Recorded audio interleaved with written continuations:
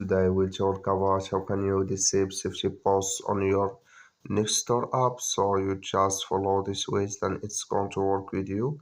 Just go above your photo profile, click on it here. So then it's going to show for you a list like this. You just click here on settings.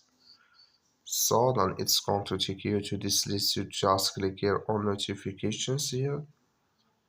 Then it's going to take you to this list. You just switch into open with you here. So then it's going to show for you like this. Click here on posts, just click on it.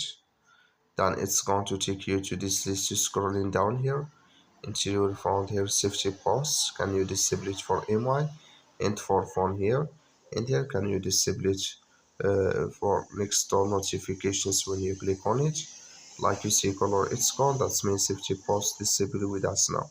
That's all. Thank you for watching. Don't forget to support us by liking, subscribe.